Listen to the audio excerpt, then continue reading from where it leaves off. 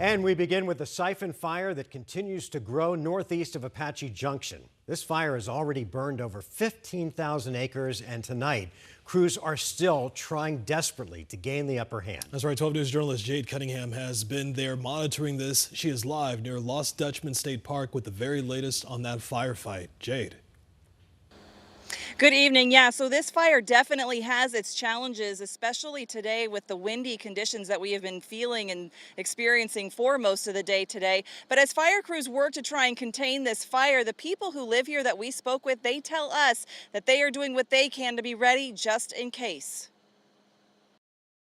It's been an uneasy few days as the Siphon fire continues to grow. Last night, as it came over the mountain, it got a little more real. Candy Pruitt and her husband live at the base of the Superstitions. They're currently in a ready status. A lot of us were, either talking on the streets last night or, texting each other saying, hey, do you have the latest updates? And after a sleepless night, they've been busy getting things just in case. We have our pile ready to go if we need to load it in the car. We have our dog and his dog bed and his toys and food, and so we're ready to go if we need to. The Siphon fire started Tuesday around 1 p.m. It's known to be human caused, but it's all under investigation past that. Matthew Wilcox with Tawno National Forest says it's at least 15,000 acres with zero containment. This isn't like a structure fire where you send a bunch of trucks and you have a bunch of hydrants and put a bunch of water on it.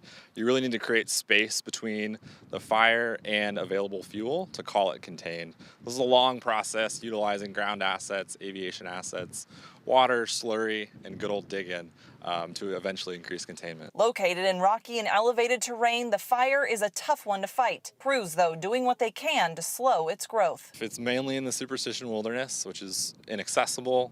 A lot of folks like to go up and hike Flatiron. That's a brutal hike. We need to make sure when we're sending firefighters in that they can do it safely and that they always have a way out.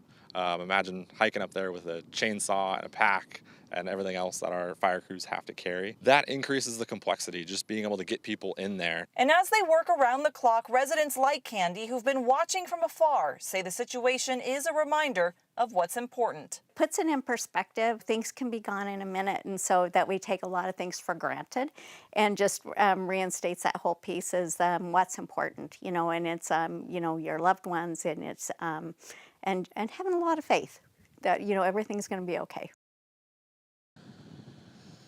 Now, another challenge with this, according to fire officials, is the fact that because we are so late in the season, resources nationally are strained. So it's taking longer when it comes to requests being filled, things like equipment, crews coming in to help the fire. It's taking longer. But crews here now, again, working around the clock. They are tackling this fire from both the air as well as the ground. We could be getting an update on this from fire officials later tonight. But again, this is a developing situation. So stay with 12 News on air and online at 12news.com for the latest. Reporting live, Jade Cunningham, 12 News. All right, Jade, thanks.